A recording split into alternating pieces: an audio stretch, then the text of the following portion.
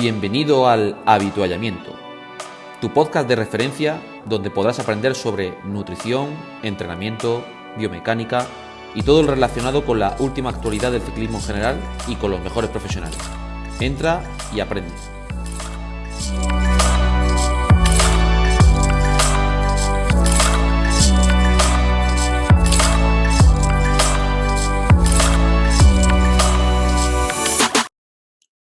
Muy buenas a todos y bienvenidos una vez más a tu podcast de ciclismo, tu podcast favorito, El Habituallamiento. Y bueno, como siempre, quiero dar y sobre todo dar la bienvenida a mis compañeros Javier Sola, Raúl Cendrán, Che Márguedas, David Barranco. Muy buenas a todos. Buenas tardes.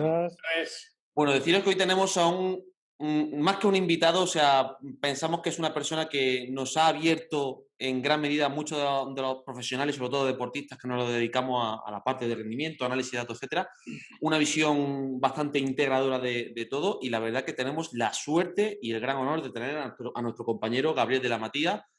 Un gran saludo, Gabriel, encantado de tenerte aquí en el podcast. Gracias, igualmente, el gusto es mío. Fenomenal. Bueno, para quien no conozca a Gabriel de la Matía, Gabriel de la Matía es uno de los mejores preparadores a nivel, sobre todo de triatlón, principalmente que es la labor en la que te desarrolla tu campo de trabajo. Y la verdad que tiene una visión muy integradora, sobre todo con el aspecto relacionado del Big Data, toda la parte de análisis de datos y, bueno, consideramos que es una persona que puede aportar mucho en este campo. Si no recuerdo mal, estudiaste ingeniería, ¿verdad, Gabriel? Sí, ingeniería, sí. Y actualmente, bueno, creo que sería interesante que, más que nosotros presentarte a ti, preséntate a ti mismo, quién es Gabriel de la Matía y cuéntanos a qué te dedicas, qué es lo que haces y cómo trabajas. Cuéntanos un poco. Bueno, soy Gabriel de la Matía, de Argentina. En este momento me encuentro entrenando un equipo de triatlón, ciclismo y running que se llama AGMT2. Y por otra parte estoy desarrollando todo lo que sea inteligencia artificial y machine learning para distintos operadores en el mercado de gadgets, como también tengo mi propia startup que se llama EdnaCore AI, que es la que va a brindar soporte a varias aplicaciones dentro de un futuro muy, muy corto.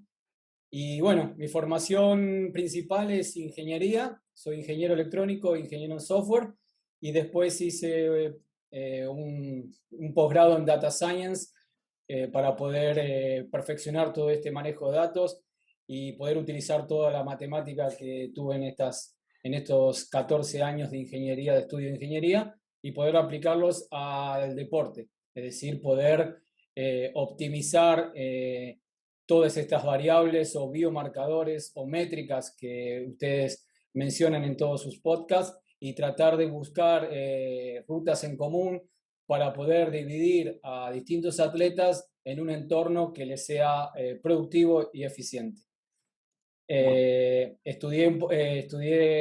entrenador para triatlón, nivel 3, que la verdad que de lo que estudié ahí mucho no me sirvió porque fundamentalmente me instruí en cómo hacemos los ingenieros, cómo funciona esta máquina, que es el cuerpo humano, y empecé a estudiar cómo funciona, cuál es el combustible, cómo funciona el motor y cuáles son sus periféricos, y en base a eso, leer fisiología aplicada, nutrición, y más autodidacta y probando en amigos míos y probando estas cosas y después, haciendo todo esto que ustedes mencionaron.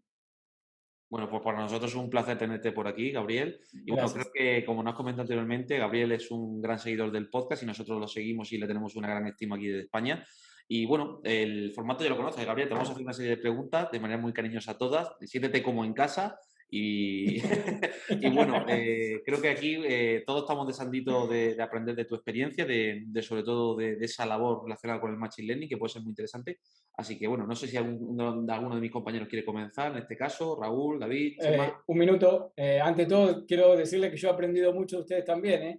Decir, Bueno, eso es todos un los honor, podcasts. Bueno, estamos ahora mismo coloraditos con lo que nos has dicho, porque nosotros te tenemos mucha estima, porque creo que es un aprendizaje continuo de ambas partes y la verdad que te valoramos mucho. Y eso es lo productivo de este tipo de programas. Gabriel, aprender por entre curiosidad, ¿qué has aprendido de nosotros?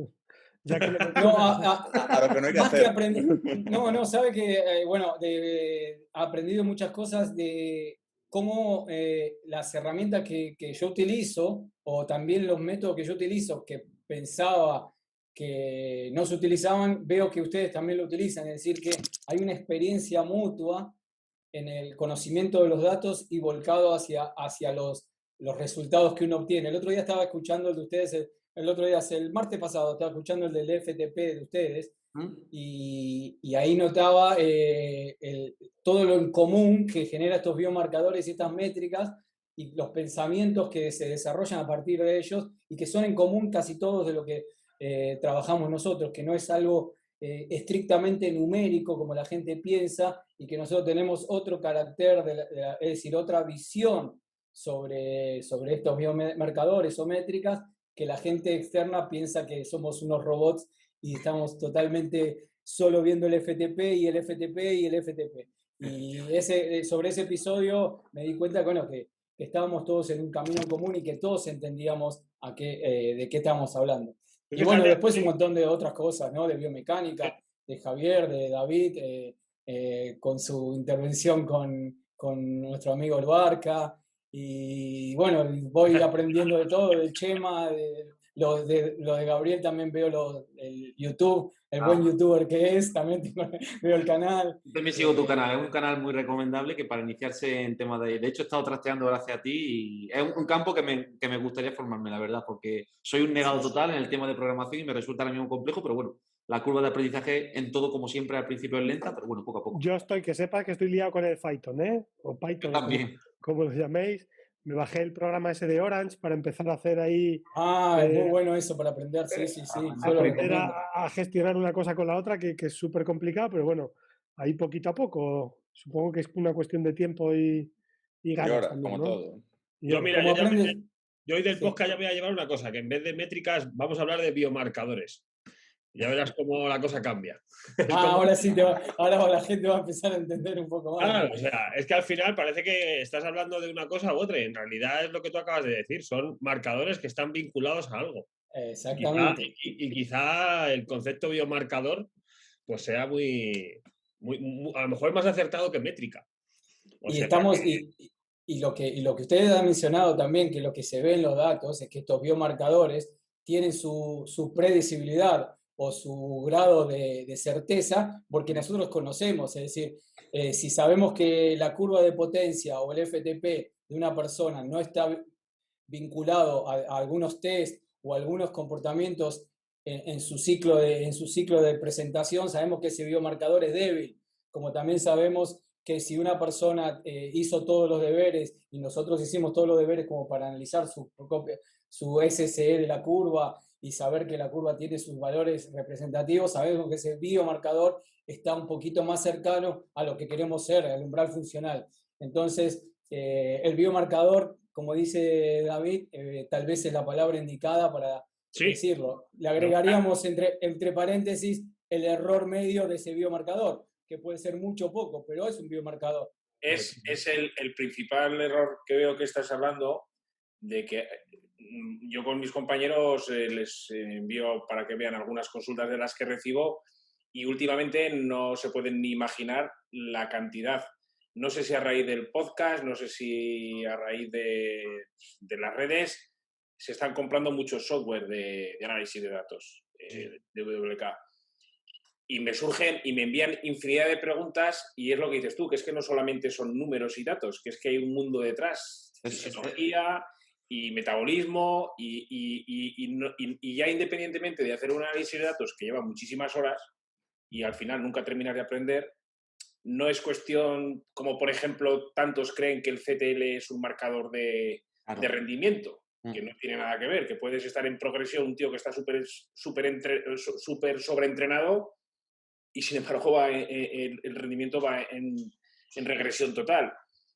Es que ese es el problema, que no solamente son datos, y cuando analizas datos hay otro mundo que es el que refleja en lo que estás... Yo creo que antes de analizar datos, creo que hace falta... ver las relaciones. Antes de sacar muchas conclusiones, ¿no? Por lo menos me pasa a mí. Necesitas mucho tiempo de trabajo atrás con deportistas, con casos, situaciones, para tú empezar a integrar un poquito algunas cosas. Y yo llevo tiempo haciendo esto y a día de hoy me cuesta integrar cosas o me cuesta descubrir cosas. Claro, alguien que acaba de coger esto, no, o sea, no, complicado. Es complicado hilar conclusiones muchas veces, ¿no? Creo, ¿no? Y además, al final, Gabriel, mira, hay que tener datos máximos, ¿no? En toda la curva de potencia para poder sacar conclusiones, ¿no? ¿No piensas tú también eso? Que si no... Sí. Hablando Sí, de la curva de potencia, de otras cosas como el HRV, pero hay que tener datos máximos para poder dar fiabilidad a esos biomarcadores, ¿no? Cada cuánto, y otra pregunta, ¿cada cuánto haces tú test más o menos en toda la curva de potencia? Si es que los haces.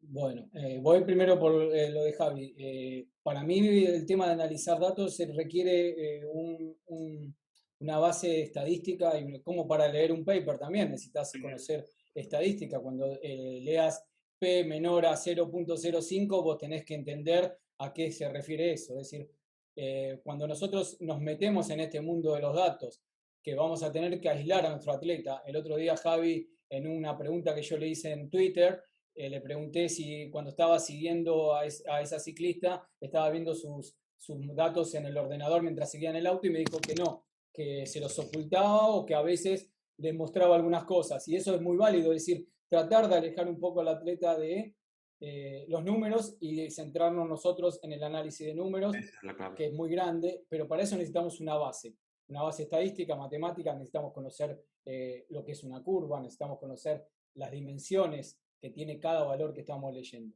Y con respecto a lo que dice Raúl, estoy totalmente de acuerdo. Nosotros necesitamos incluir lo que dice Javier, necesitamos tener una experiencia, necesitamos tener un background empírico de lo que es un test de 20 minutos, cómo se refleja ese test de 20 minutos en una curva y en ese tipo de atleta. No es lo mismo unos 20 minutos para un ciclista que un 20 minutos para un triatleta. Entonces, nosotros para un ciclista, por ejemplo, la curva de potencia podemos aplicar lo que aplican en economía. Levantemos primero los valores de esto y arrastremos todo hacia allá para que a la hora o a la hora y media estemos más altos. En un triatleta no necesitamos levantar tanto un segundo, 30 segundos como un sprinter. Entonces, nosotros debemos conocer empíricamente qué es lo que estamos testeando, cuándo estamos testeando y si conviene testear o no. Un atleta que recién empieza, que nosotros, no sé si ustedes tuvieron la posibilidad, yo recibo muchos atletas que no saben lo que es un test. Entonces le digo, pero ¿cómo? Hace 3 años que entrenas con medidor de potencia y no sabes lo que es un test. No, ¿qué tengo que ir a fondo? ¿Qué tengo que hacer? Y bueno, ahí te da la pauta que una persona con mucho tiempo de experiencia no tiene experiencia en su análisis de datos. Entonces ahí nosotros ya conocemos lo que es un test, cómo se va a reflejar y cuándo hacerlo. Al principio. Un día hablábamos con Javi, ¿te acuerdas? Que decía, vamos a revisar por ahí en Training Peaks cómo gestiona la gente los test. Y encontrábamos test, lo típico de gente con mucha experiencia, con pues eso, ciclistas, chicos y chicas con experiencia, que les mandabas el día de test y se ve un pico en la salida y luego caer, pero caer en picado hasta que no son capaces luego de levantar un esfuerzo final, sino que se vacían mucho al principio porque no tienen esa autogestión, esa capacidad de mantener un pacing adecuado para lo que debería ser un test. Sí, y eso te arruina, lo que dice David, es lo que contesta lo que preguntó Raúl, te arruina el impacto del test, porque nosotros en 20 minutos queremos evaluar la parte anaeróbica, y si pasa lo que dice David, tenemos 4 minutos, la parte aeróbica, tenemos lo que dice David, tenemos esos 4 minutos donde sale el atleta anaeróbicamente, entonces ya ese impacto anaeróbico lo vamos a tener transportado en esos 20 minutos. ¿Sirve el test? Y poco. Más vale acá en Argentina tenemos un circuito que se llama circuito KDT, que son 1 kilómetro 200. En ese kilómetro 200 tenemos un puente. Entonces, ¿qué ocurre? Cuando sube el puente tenemos un pico de 40 segundos anaeróbico. Entonces lo tenemos repetido, sincronizado en los 20 minutos, cada 1 minuto 40 segundos anaeróbico, 40 segundos anaeróbico. Entonces el test es totalmente distinto a que si ese atleta lo mando a una ruta y le digo 20 minutos contra el viento. Entonces ahí voy a tener un componente aeróbico mucho más grande que en el KDT. Y eso es lo que dice Javier. Es decir, si yo no sé, no tengo experiencia en ese dato, yo voy a tomar como válido esos 20 minutos que mencionó David con ese pico y realmente es medio mentiroso, ¿no? El otro día hay un paper por ahí que compara el test de 20 minutos en lo que comentábamos al principio a micro cerrado. También soy muy malo con los autores, creo que es McNeice, es un autor británico, que compara el test de 20 minutos en laboratorio con el test de 20 minutos fuera, pero el test de 20 minutos fuera lo hace en un circuito. Entonces, claro, la potencia media en el laboratorio es constante, en cambio, la potencia media en el circuito no tiene nada que ver. ¿Le ha salido parecido? Sí, pero ¿está bien? Pues no sé, yo tengo mis dudas. No sé si habría que mirar más la normalizada con ese tipo de circuito, ¿no? No sé. Lo que hago es descompongo el test en porcentaje anaeróbico y porcentaje aeróbico y veo qué correlación tiene uno con el otro. Y en base a eso lo tomo como real. Válido, sobre todo en atletas, como decías vos, David, que no saben, todavía no tienen esa percepción del esfuerzo y que son la mayoría que se niegan a entrenar con números, son la mayoría que no tienen esa percepción, pero con tal de estar negativo a los números, es mejor la percepción. Entonces, en ese caso, yo lo que hago... Me ha encantado. Me acaba de encantar lo que estás diciendo ahora mismo. Yo, si queréis, empezamos con las preguntas, porque si no nos ponemos a hablar y se nos va. Dale. Venga, empieza con las tuyas, David. Venga, arranco yo una. Mira, una de las cosas que, bueno, yo me dedico, aparte de entrenar, pues bueno, doy clase en la universidad, tengo esa parte de los artículos y demás, y me da todavía un poco de, o sea, ya empieza a ver, y aparte yo te sigo mucho por todo el tema de redes neuronales, todo eso, a mí me gusta mucho, ¿no? Y ya empieza a ver en deportes, ¿no?, que se ven los determinantes del rendimiento, es decir, para ser bueno en fútbol, pues hay una serie de determinantes que están muy claros, ¿no? Todo está como muy pautado. Yo el primer problema que veo en el ciclismo es determinar cuáles son los importantes o qué puede condicionar el rendimiento. Y dos, si alguna vez te planteas el hacer una red neuronal de ciclismo, ¿qué es lo que tú harías o cómo tú plantearías ese trabajo para poder llevarlo? Primero, David, que explique que una red neuronal, que igual hay gente que nos va a escuchar que dirá, bueno, ¿eso qué es? Suena a neuronas en la cabeza... Que para que el oyente sepa. Gabriel, discúlpame, si quieres primero explica eso porque... Eso luego, sí. Que luego nos riñen, nos dice que empezamos con los tenis signos y no nos entienden. Es verdad, perfecto. Pido perdón, que me equivoco yo. Voy a hacer una síntesis de lo que es una red neuronal. Es una abstracción de cómo funciona nuestro cerebro. De la misma forma se hace matemáticamente, se trata de trasladar el pensamiento neuronal cognitivo nuestro hacia una computadora.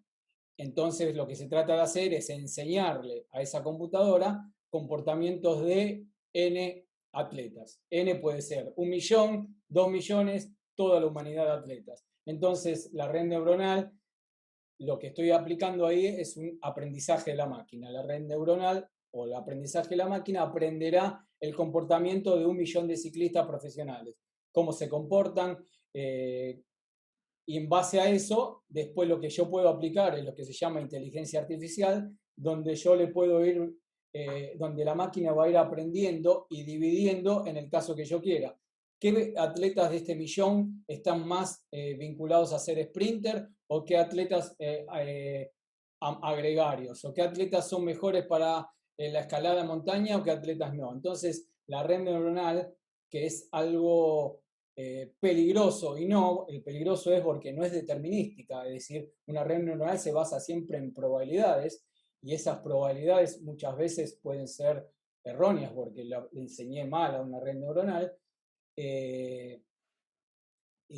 Lo que trata de hacer es poder ayudarnos a nosotros a, dentro de todo el universo de datos, poder tener mejores decisiones y mucho más rápidas decisiones en un entorno donde continuamente tenemos datos y en un entorno donde evoluciona continuamente. Y eso se dan cuenta ahora ustedes que ya los ciclistas no tienen más ese periodo de evolución. Ahora vemos ciclistas que ya en las primeras grandes ya se empiezan a ser representativos, cosa que antes se esperaba, vamos a suponer, entró David, este ciclista David Barranco, y se esperaba que primero gane un par de nacionales y después entre y se vaya madurando el ciclismo. Hoy en día tenemos pibes que entran a las grandes ligas y están ya peleando el top 10, el top 5 y en el próximo tour los vemos ahí adelante. Es decir que ese protagonismo que se está ganando hoy en día hay que tratar de aprovecharlo y lo están aprovechando muchos equipos introduciendo este tema del Machine Learning, y yo tuve la posibilidad de trabajar con gente de Australia donde me contrataron para analizar todos los datos y poder hacer modelos para poder ganar etapas de montaña y dónde aplicar, y con modelos de Webull para poder decir acá tenés que vaciarte y total en este repecho lo vas a recuperar y poder llegar. Y bueno, todas esas variables que se pueden analizar y se pueden exprimir, lo hace este tipo de redes neuronales, Machine Learning e inteligencia artificial. Que para mí va a ser el futuro del análisis de datos, es decir, nosotros 6 como entrenadores vamos a tener que saber manejarla y saber interpretar esos datos y tratar de transmitirle al atleta eso, y nos va a dar la posibilidad de nosotros hacer nuestro trabajo social con el atleta y poder evaluar otros tipos de aspectos y dejarle todo ese tema de análisis de datos a las máquinas, ¿no? ¿Qué metes en la costelera? ¿Qué datos interesantes metes en la costelera para que te saque un outcome de rendimiento? O sea, ¿qué es lo que analizas? Muchos hablan por ahí de señal y ruido, ¿no? ¿Qué señales analizas o cómo las distingues del ruido para que te dé un outcome? ¿Qué es lo que nos interesa? Bueno, lo primero, en todos modelos tanto para hacer un paper, David lo debe saber muy bien, vos necesitas discriminar aquellos datos que realmente sirven y aquellos atletas que no te sirven para el test, dejarlos de lado porque son el ruido que vos mencionás. Entonces, lo primero que tenemos que tener es una buena salud de datos y saber que los atletas que estamos poniendo dentro del modelo, es decir, vos vas a elegir dentro del modelo de ciclistas sprinter no sé, supongo que tú tienes 50 atletas, ¿verdad? Y de esos 50 tienes 20 sprinters.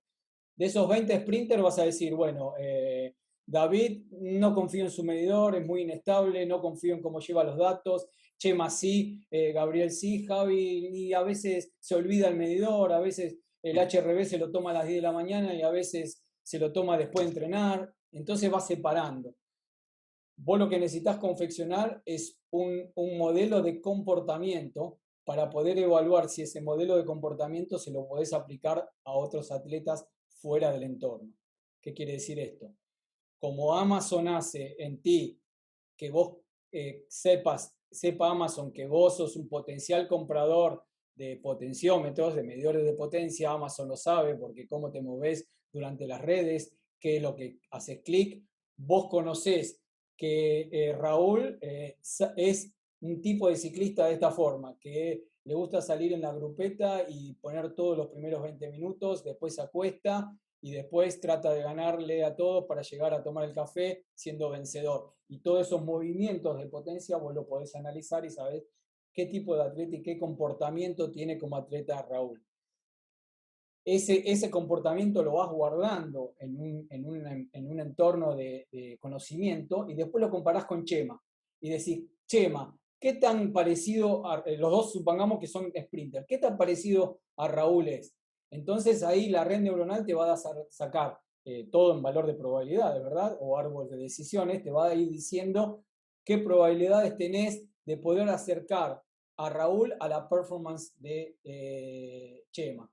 Entonces, en base a eso, es como vos vas armando todo el rompecabezas, que no es sencillo, y no es sencillo tener una batería de datos muy buena, pero con paciencia y se puede lograr. David, Hemos quedado todos ahora mismo sin palabras. Sigue con la tuya, David. Porque... No, que yo estoy, o sea, que yo todo esto me interesa mucho, lo que pasa es que sí que es verdad que construir el modelo en el caso del ciclismo me parece muy complejo, porque creo que hay muchos, o sea, que hay una gran cantidad de outliers para poder medir, que no solamente vienen determinados por el condicionamiento fisiológico, si queremos, sino que hay un condicionamiento estratégico, motivacional, de momento del estado de forma, no sé, es una red que creo que sería bueno, hay redes muy complejas, pero creo que sería una red como muy, muy, muy compleja de construir, pero bueno, ojalá algún día se pueda hacer, ¿eh? Ojalá sería... Bueno, también es cuestión, bajo mi punto de vista, con lo que nos comenta Gabriel, que es al final es el input de datos y tener constancia de tener una buena construcción de datos. No tomar, y yo creo que es una cosa que muchas veces he visto a Gabriel y compro totalmente, que el problema de la gente cuando hace un juicio de valor una decisión es que lo toma solo en base a un dato o en base a un muestreo muy corto. O sea, es que yo lo que pienso es que muchas veces el problema de la gran mayoría de la gente es que se toman conclusiones erróneas en base de datos muy sesgados en muchas ocasiones. Por ejemplo, un entrenamiento puntual, una semana puntual. Pero cuando hablamos de un Big Data completo de muchos años, de mucho tiempo y de muchos deportistas, a mí hay una idea que me gustaba mucho que era la separación que hace el de los clústeres en base al tipo de dosis y respuesta de alto volumen, alta intensidad, es una cosa que comparto totalmente. Porque es que en mi experiencia te das cuenta, y bueno, creo que en todos lo compartimos porque pensamos más o menos igual que Gabriel, que es que al final tienes que encontrar la dosis respuesta de ese deportista. Ahí está la historia. Entonces, yo pienso que es complejo, pero que si se es metódico se puede conseguir. Esa es la clave. Sí, lo que dice David es, dice David es totalmente claro. Es decir, obtener un avatar de un ciclista va a ser algo bastante complejo y todavía no tenemos ese, aunque vemos que cada vez nosotros pensamos que estamos más cerca de Terminator, estamos muy lejos de eso, y el poder de cómputos que se requiere para un avatar completo de un ciclista es enorme. Y nadie va a tener por ahora el acceso a determinado hardware como para poder obtenerlo. Entonces lo que se pretende es, como dijo recién Gabriel, tener modelos separados. Suponer qué tipo de responder, que estos atletas son high responder, low responder, son medios, entonces en base a eso, qué tipo de entrenamiento le voy a recetar. Entonces, una red neuronal que yo le meta los datos de una persona y me diga qué tipo de respuesta tenga al entrenamiento. Sí, en qué momento se encuentra y cómo puede mejorar. Exactamente. Yo en una charla que hice expliqué más o menos cómo yo trabajo la parte de generar, dónde hacer los test dentro del ciclo de vida de todo el proyecto al objetivo. Todo eso se puede mejorar, como por ejemplo las variables, las constantes K1, K2, T1 y T2 del PMC, donde puede individualizarse mediante métricas de sueño o métricas de fatiga para los triatletas, sobre todo que tienen 3 tipos de fatiga distinta.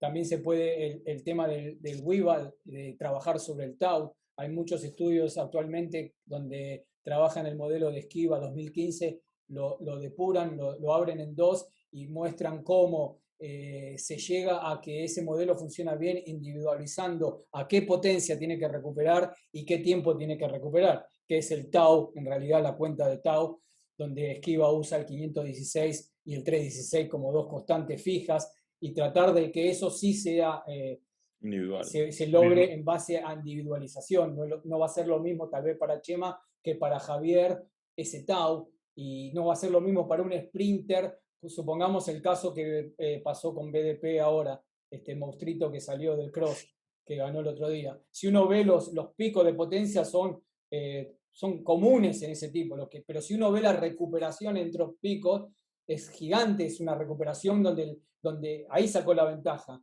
Y eso se puede llegar a ver individualmente con el tau y con este modelo de WIVAL individualizado para cada uno de estos sprinters. Y esas ventajas no al avatar general de un ciclista, sino motores de cognitivos separados. Es decir, este atleta es sprinter, bueno, voy a ver cómo le regulo el tau para que esos hits que él hace sean lo más productivos posible y pueda tener. Entonces, en base a eso voy además que todos estos bestias además van a tener la capacidad de hacer picos muy, muy, muy altos de potencia. Todos la van a tener, lo que no van a tener es la capacidad de luego recuperarla. O sea, voy a aplicar un segundito. El WVAL es la cantidad de trabajo que se puede hacer por encima de FTP, Gabriel. El AWC o el FRC, como dice WKO, es lo que tú puedes hacer sobre la potencia crítica. En el caso de WKO, el FRC. Y el tau es el tiempo que tardas en recuperar. Claro, como el algoritmo es exponencial, uno se da cuenta enseguida que uno baja. En la WBAL significa el balance que uno tiene entre la recarga anaeróbica cuando sobrepasa Umbral. lo que sería el umbral o la potencia crítica. La Cuando lo potencia crítica. sobrepasa, empieza a descargar cuánto tiene anaeróbicamente para poder estar sobre esa potencia. Cuando uno baja, empieza a recuperar ese almacenaje anaeróbico, pongamos. Bueno, ese desgaste es exponencial y la carga no lo es. Entonces, el desgaste va a ser exponencialmente más agudo que la carga. Por eso es que si en una carrera los primeros 6 minutos yo basé esa descarga, voy a tardar casi 27 o 28 minutos para poder estar de nuevo en condiciones de poder mantener otro sprint a ese tipo de demanda. Entonces, tener un TAU más equilibrado, es decir, como tiene este señor BDP, es lo que a mí me garantiza que después de un vaciamiento poder recuperar mucho más rápido y tener para pegar otro vaciamiento. Y es lo que termina liquidando, en este caso, en esta carrera que vimos el otro día, lo que termina liquidando a los 3, 4 monstruos que tenía atrás, que eran otros pibes que también tiran esa potencia que tira él. Pero no lo pudieron recuperar. Le hizo esos 2 picos de potencia y el otro no lo pudo recuperar. ¿Cómo se entrena eso, Gabriel? ¿Cómo se entrena? ¿Cómo se entrena? Y eso se entrena optimizando los hits. Es decir, primero, bueno, estamos hablando de gente con talento, ¿no? Es decir, sí, aparte de eso. Aparte de eso. Ha ganado hoy otra vez, por Pero cierto.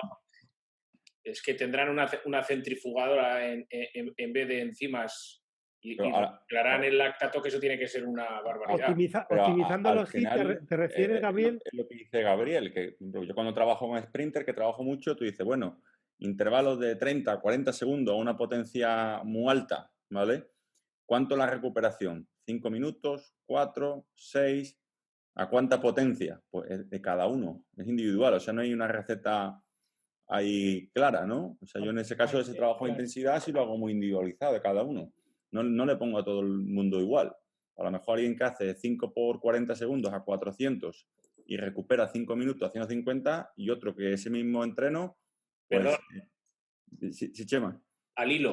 Entonces, por ejemplo, con los E-Levels, que tenemos esa personalización, por ejemplo, para hacer el trabajo por encima del FT, FRC o la PMAX, que dices tú, estaría genial que nos pudiera dar la optimización en base al tiempo de recuperación con los datos que... Sí, claro. Yo te pongo un ejemplo, Chema. Estaría muy bien que nos diese la recuperación, claro.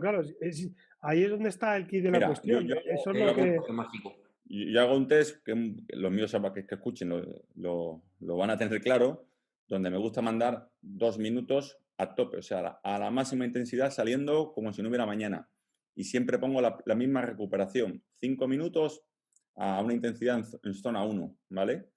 La gente que es muy glucolítica, con una FRC muy alta, te hace un primer P1, que es una barbaridad, los números que sacan, y el segundo P1 no pueden ni con la bicicleta. ¿Por qué? Porque en ese tiempo de 5 minutos, a esa intensidad, lo comentaba Gabriel, no le ha dado tiempo a recargar, pero ni por asomo. Y el que es más oxidativo, como puede ser un triatleta de larga distancia, le marca los 2 P1, le coloca la misma recuperación, a esa misma intensidad relativa al FTP y el mismo tiempo, y te hace los 2 P1 prácticamente iguales, o sea, perdiendo muy poca potencia. Claro, tú haces un test así y ya sabes tú cómo vacía y cuándo estás preparado para volver a hacer otro P1 a la misma intensidad. Y con eso sacas tú mucha información de cómo planificar ese entrenamiento interválico de alta intensidad para esos deportistas. No es igual uno y otro. Y después puedes utilizar ese conocimiento que obtuviste en eso para tratar de ver qué otro atleta se puede condicionar bajo ese cosa. Porque tú tienes la pauta de cómo hiciste ese protocolo y lo vas a poder aplicar, depende del tipo de atleta que es, y vas a obtener las ventajas de ese atleta. Si tiene 2 atletas... Estamos haciendo en esta última... Eso es, que 2 atletas que a priori parecen similares, con unas métricas muy similares, ya tienes una idea por dónde pueden ir los tiros. Y tú pones en práctica el protocolo y confirmas o descartas, evidentemente. Gabriel, ¿y cómo se mejora eso según tu experiencia? ¿Cómo se mejora la recarga del TAU?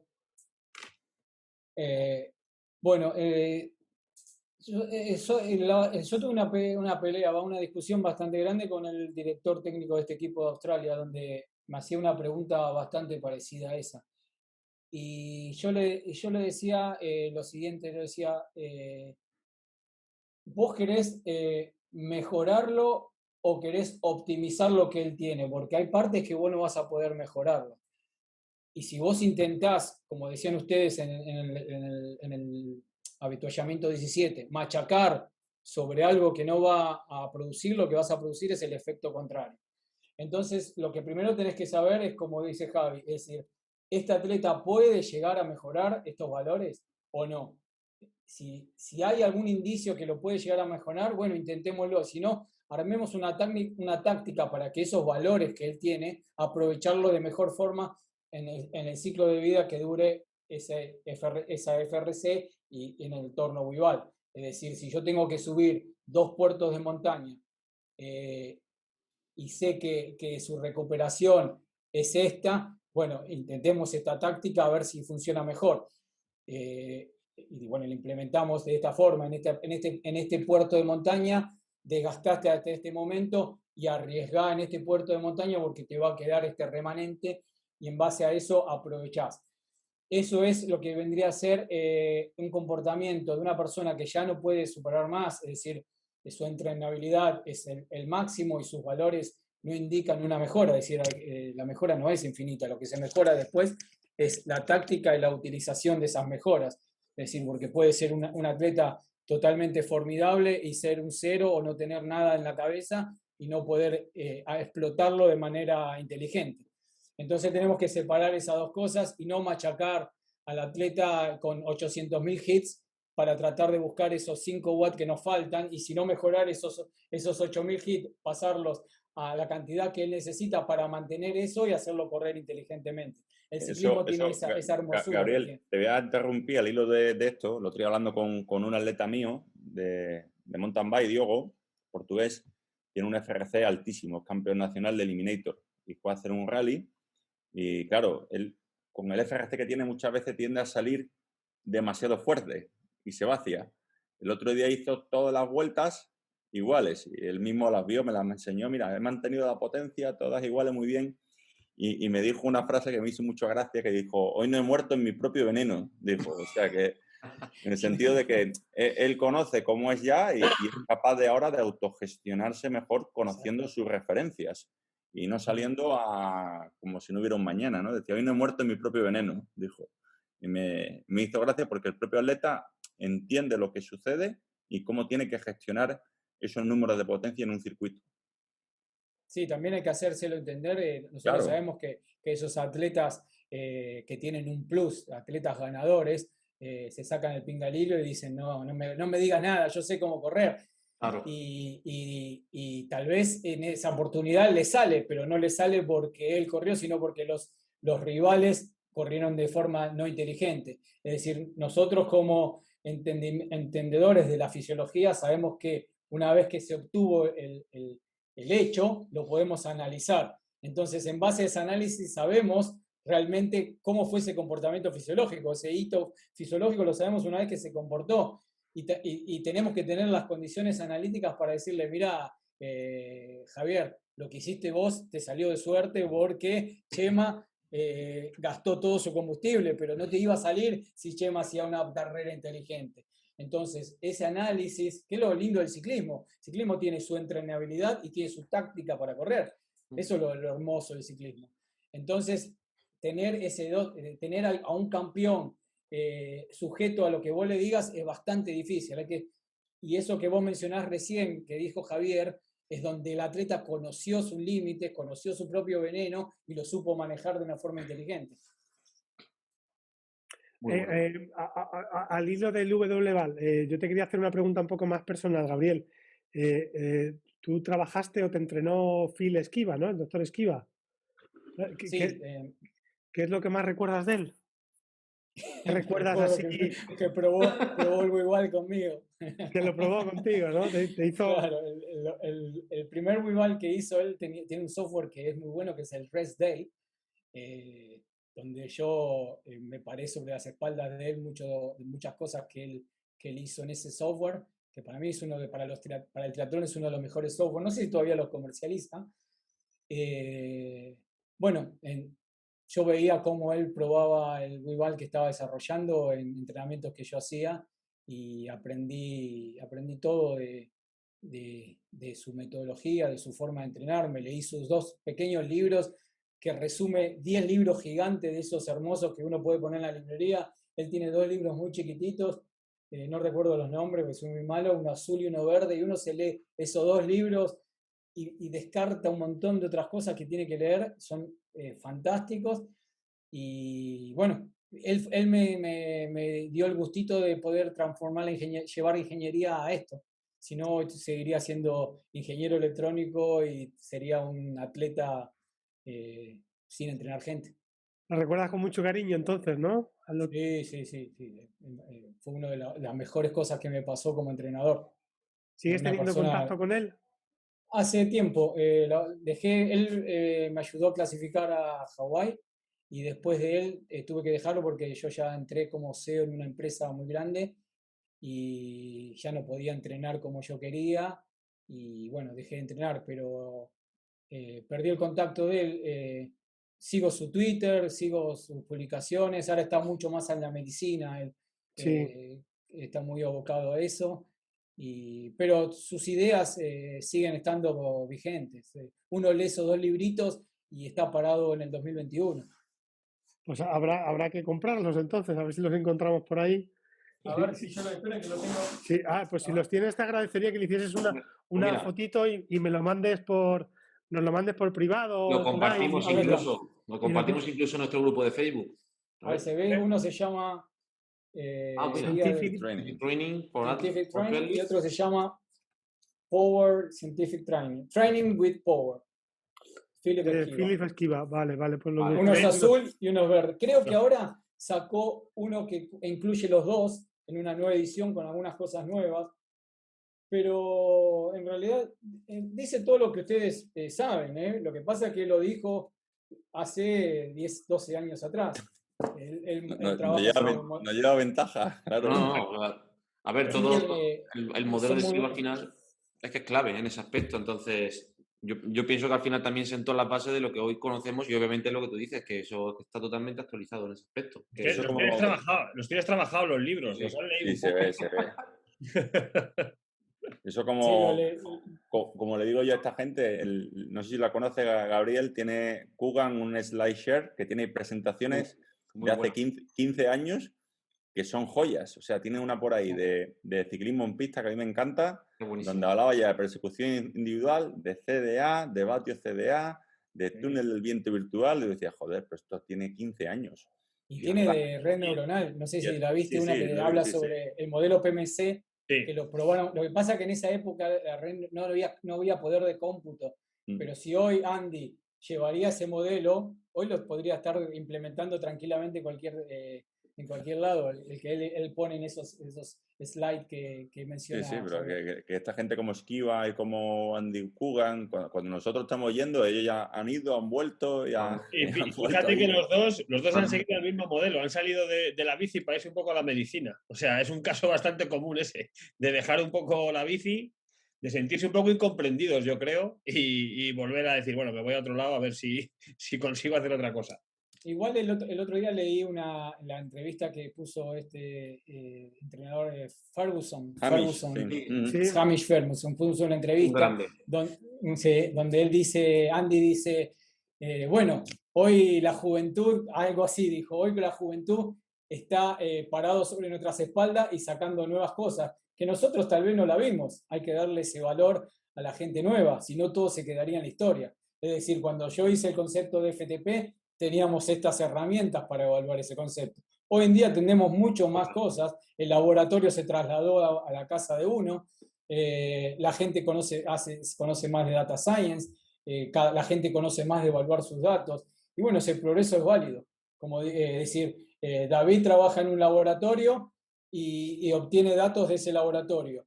Tranquilamente, nosotros podríamos tener dentro de ese entorno, como yo mencioné, datos válidos que podamos analizar con todas las herramientas que David hizo sobre 10 atletas en una ergo. Es decir, que las cosas van avanzando y bueno, en buena hora que avancen. Es bueno esa contradicción y descartar lo que es bueno, descartar lo que es malo, observar lo que está haciendo esta gente y hacer una crítica constructiva. Eso es lo que hay que entender, no hay que criticar por criticar, es decir, hay que criticar constructivamente porque todos tratamos de hacer, es más, ustedes hacen esto gratis y tratan de poder debatir con gente para poder construir, si no esto no existiría. Y toda esa gente que lucha contra esto, contra estos chicos que están hablando pavadas o esto, no construyen nada. Es decir, si quieren construir, debatan con fundamentos y arman un debate sano. Y uno puede decir, la verdad que estoy confundido, gracias por hacerme verlo. Mira, yo, por ejemplo, es muy difícil una de las eso, cosas, si me permitís un segundo, una de las cosas, yo estoy seguro que yo el año pasado tuve la suerte de tener en el laboratorio al campeón y al subcampeón de España sub-23 de contrarreloj. Y estoy seguro que si les hubieseis visto sus pruebas, de los 40 o 50 ciclistas que pasasteis por allí, hubieseis dicho, estos dos son muy buenos, ¿eh?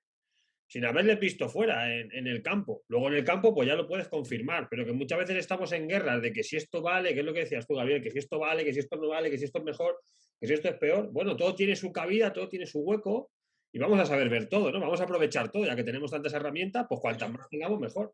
Mira, ahora hablando de herramientas, voy a hacerte una de las preguntas, digamos, intentando hacerlo más práctico para que se puedan quedar con alguna idea. Como tú te manejas con muchos datos y muchas variables que introduces en el software, de todas las variables que podríamos decir más importantes que se formarían lo que son pilares de entrenamiento, lo que son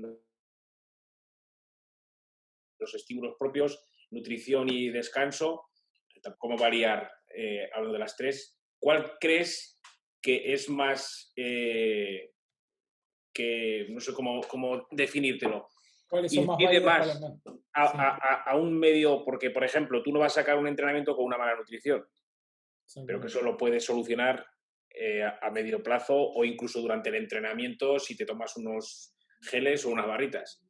El descanso, por ejemplo, puede ser más...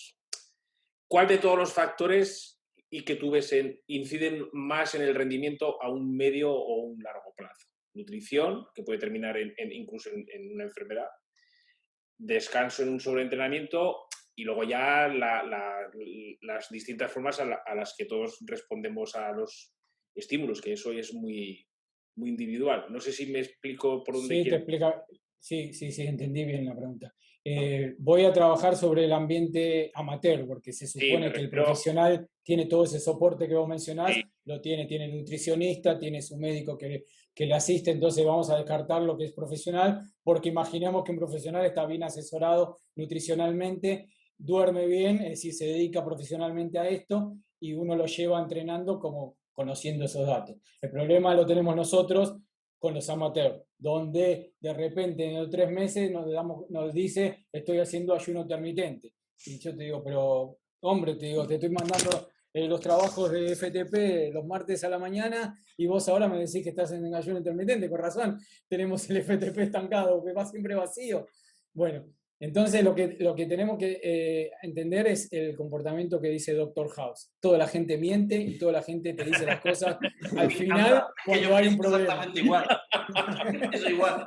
Eso lo dice Javi siempre. Cuando tú le preguntas, No, ¿estás comiendo bien? Y te dice sí, Javi está igual. comiendo mal. Entonces ahí tiene que abarcar y dice, ¿qué es lo que comer bien? Y estoy comiendo una tostada y un jugo a la mañana A ver, y después ruedo las 3 horas. Lo que dice Gabriel es porque mi experiencia me lo dice, ¿no? Cuando te dicen, no, yo esto lo estoy haciendo bien, ¿no? Y cuando lo vas a cotejar, no está tan bien.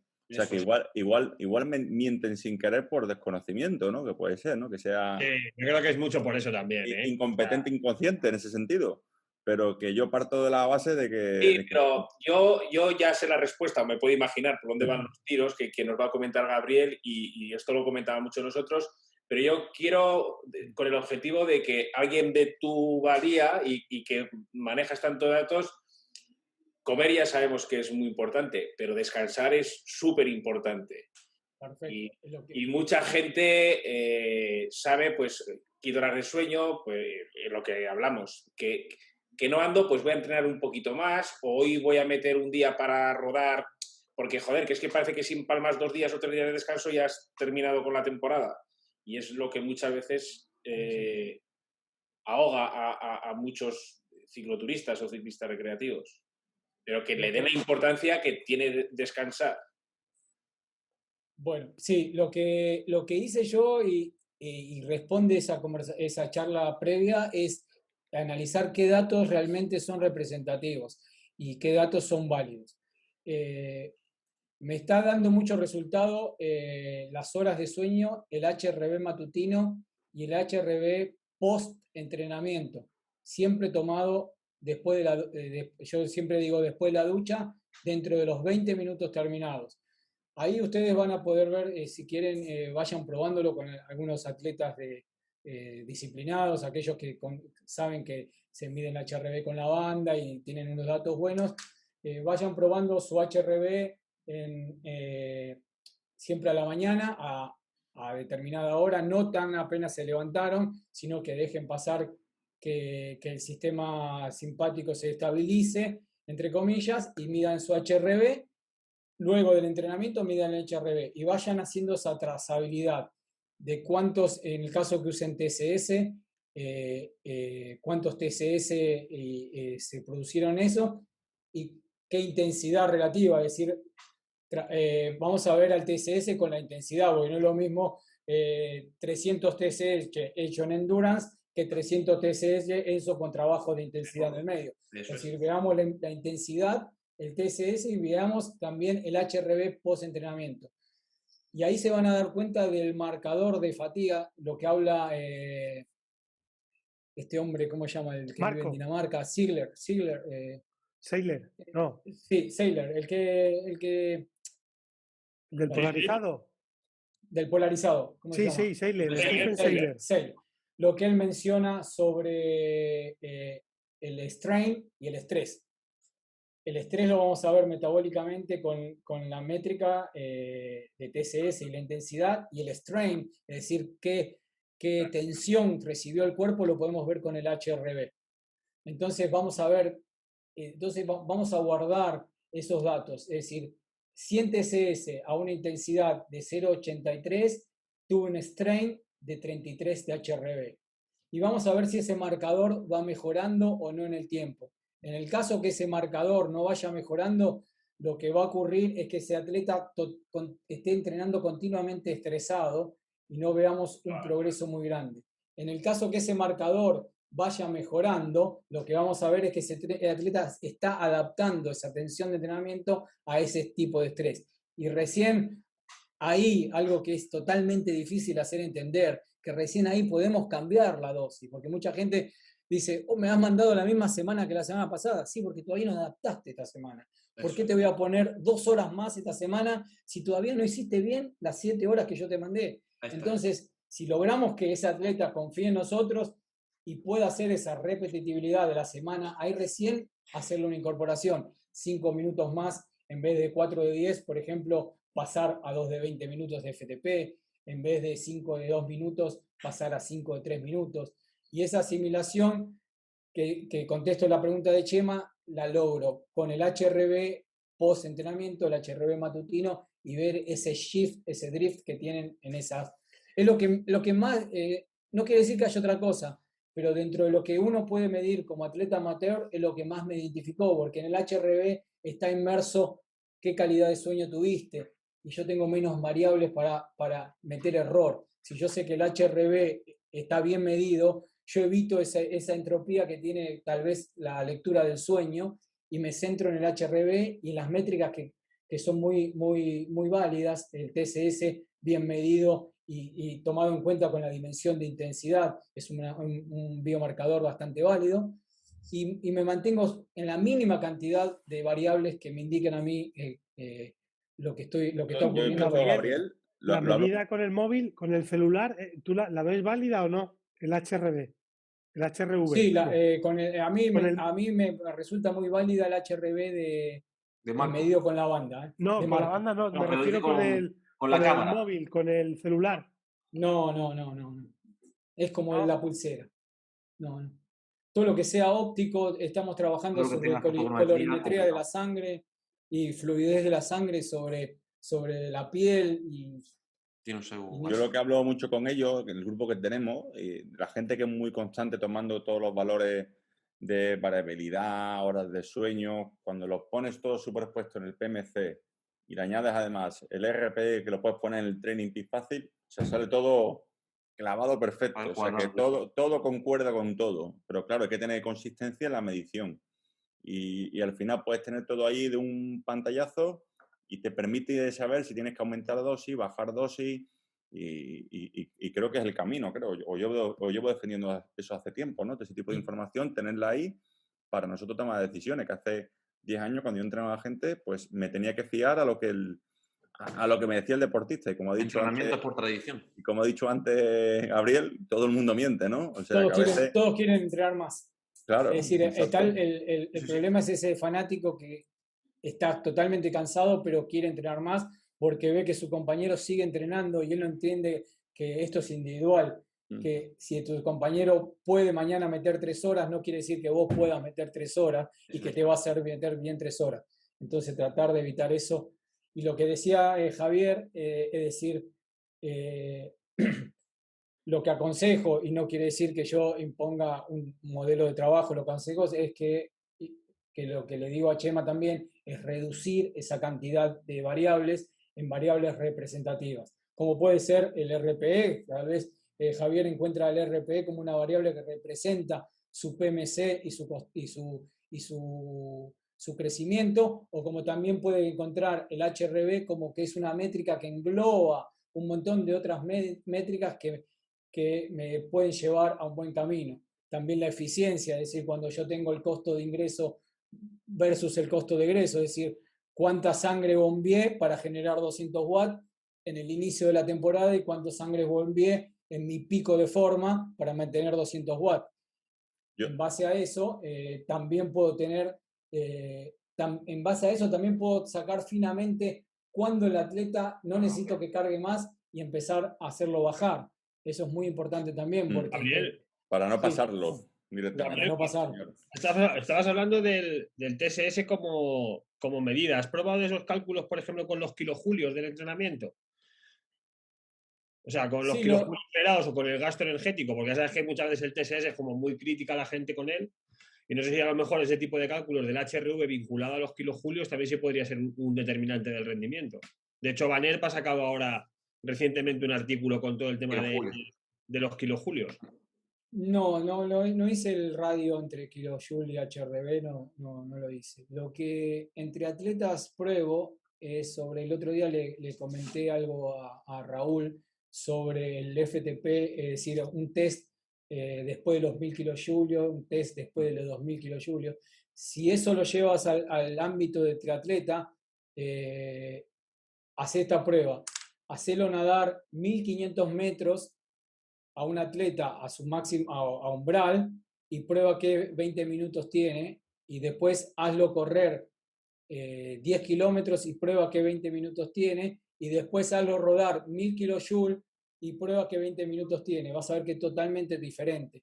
Entonces, en un triatleta, ese marcador que tengo después de tantos kilojoules no me indican que esté representativo en esa curva de potencias o 20 minutos como para poder tener en cuenta ese FTP para su etapa de ciclismo en el triatlón. Con respecto a lo que dice David, los kilojoules es una medida de energía que yo he gastado, es válida, está bien, pero ¿cómo lo he gastado? Lo he gastado con 70 RPM y vacié muscularmente toda la fibra. Lo he hecho en un endurance muy suave, 1000 kilojoules más o menos en un endurance suave son 600 kilojoules por hora, y en 1 hora 40 en endurance más o menos los hice, y hago un test de 20 minutos. Yo os cuento un truco, Gabriel, que hago yo. Yo tengo en la vista, sobre todo para competiciones, tengo puesto el cumulativo de kilojoules que va viendo. Casi siempre, cuando la pendiente se dispara, es cuando viene la velocidad. Es cuando viene la explosión del deportista, ¿sabes? Sí. Y me gusta ver esa imagen, pues claro, vas ahí viendo la competición. El fin de semana pasado que tuve a 2 chicas en Strade, les pregunta, oye, aquí es donde has empezado a tener problemas, ¿no? Y sí, a tal hora, ¿cómo lo sabes? Claro, ¿por qué lo sé? Porque se ve la línea de kilojoules subiendo y de pronto, ¡pum!, cambia la velocidad de la curva. O sea, hay una demanda que no eres capaz de sostener, ¿no? Por así decirlo. Cambia abajo, ¿no? o sea, la tengo puesta en No, cumulativo. Es decir, cambia la velocidad, es decir, la o sea, velocidad, y la varía curva la de- pendiente. y de Al pronto variar la la pendiente pendiente se ve. cambia de golpe, Vale, exponencialmente más. Locamente. Y eso lo puede ver si tú mandas, supongamos, algo muy básico para los triatletas, es en las salidas largas, las salidas de estamina, ¿sí? Son, pongamos, 3 horas en y la última hora meter esos trabajos en sweet spot o en tempo y van a ver lo que dice Javier. Van a ver una pendiente recta y en la última hora de tic, tic, tic, tic, Eso es. esos escalones de kilojoule. Y también lo pueden ver en el gráfico que yo hice hace un tiempo que lo usaba bastante Raúl, donde se puede ver el desgaste a las 2 horas 15 o 2 horas 10. Y si ustedes preguntan a el de cualquier... la capacidad glucolítica, ¿no? Cuando, sí, Exactamente. ese lo tengo Y yo ustedes ahí le- puesto. Si ustedes le preguntan a triatletas de media distancia, estamos hablando todos de atletas amateur, si todos le preguntan a triatletas y le dices en la carrera, en esta parte has tenido problemas, y todos te van a decir que sí. Sí. Hay como un triángulo de las Bermudas Y- entre Y las luego, 10 horas y las 2 horas y luego 20. preguntas, ¿qué has comido? Y dices, Es que no nada. falla. Nada, exactamente. Exactamente.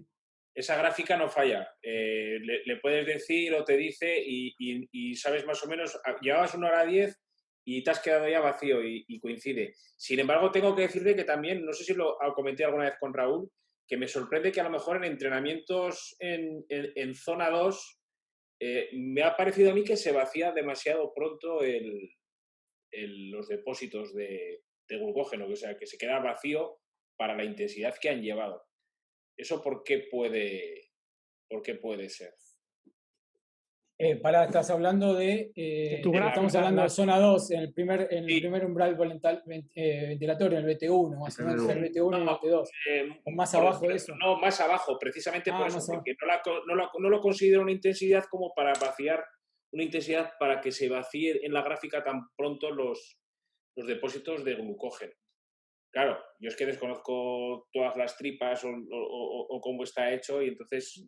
Puede ser que esté mal el peso y la altura, o que ese atleta tenga una reserva que ese cálculo de reserva que tiene antes de iniciar el entrenamiento sea muy corta. Es decir, eso más o menos calcula en base estadística que tu reserva en kilojoule ronda los 1200 o 1300 kilojoule para empezar a rodar. Sí. Están por ahí, entre un poquito más y un poquito menos. Dicho que está hablando de la chart de Gabriel, hay que agedecerle todas las charts. O sea, eso, vamos, la chart son que joyas, da, que se las pides, te pasa, o sea, eso es una maravilla, ¿eh? Yo tengo que disculparme a veces que hay algunos, con Raúl tuvimos algunos intercambios de errores que tenía, porque ¿qué pasa con, vamos a poner comillas, qué pasa con esos charts? No sé si ustedes han visto que muchas veces en WKO uno cambia algo y lo tiene que cambiar en varias gráficas y uno se olvida, dice, lo cambié acá, lo vi y después me olvidé que esa misma fórmula la usaba en otro chart.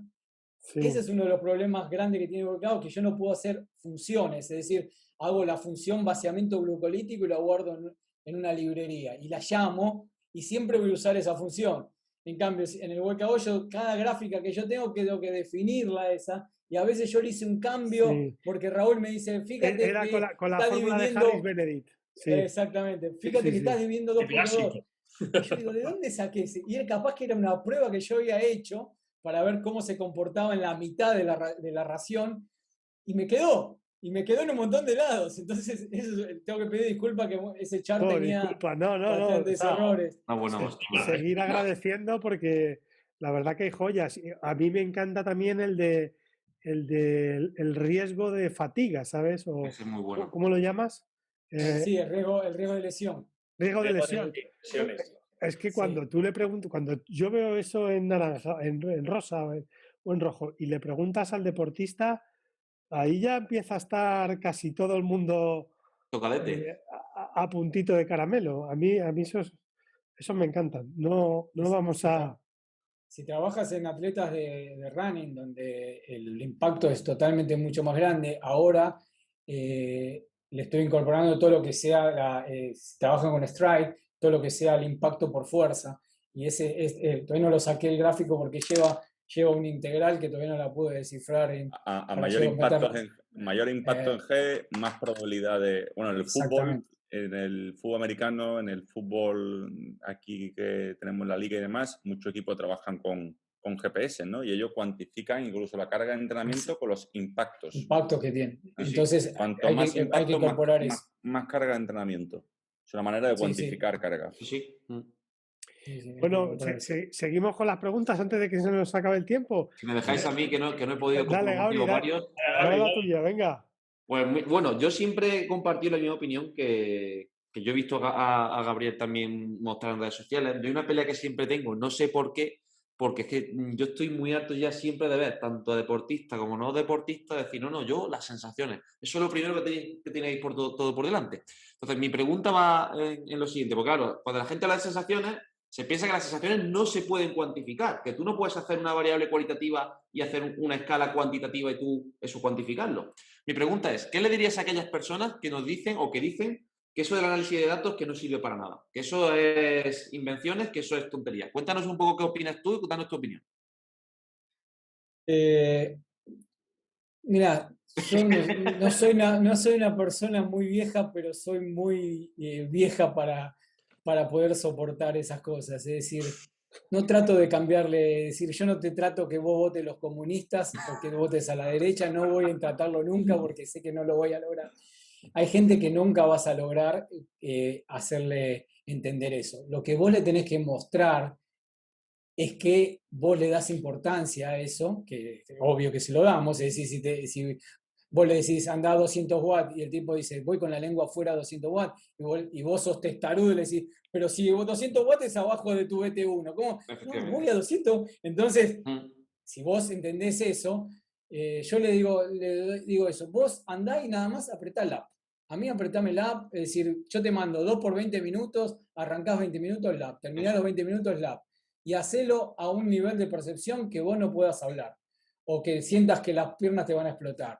Manejalo de tu percepción. Y después, cuando me siento a ver los datos, le digo, mira, vamos a hacer esto. Vos probá ahora llevarlo a 210 watts. Ponele que toda esa percepción la hizo a 200 watts. Vos llevalo esto a 210 watts. Pero mirá el instrumento y llevalo a 200 watts. Y el tipo va y lo hace a 210 watts y decís, ¿ves? Tu percepción te estaba engañando. Es decir, tu percepción del esfuerzo era que vos no sentías lo que vos tenés que representar. Y una vez que le hiciste ese clic, lograste pasarlo a este bando. Si no lográs convencerlo de una forma que él vea sus datos y su percepción con la realidad y enseñarle al atleta que cuando sale a correr, o un ejemplo, un triatleta que sale a correr los 21K a 4 y en su 10K de calle el mejor que obtuvo fue 4:20, si no lográs eso, déjalo que vaya con otro entrenador porque no vas a lograr nunca nada. No, la historia está en eso, que muchas veces la gente piensa que el rendimiento es una cuestión de suerte. O de que un deseo. O deseo. Yo quiero correr a 4 los 21K de un medio Ironman. O quiero correr a 3:50 porque mi amigo corre a 3:50.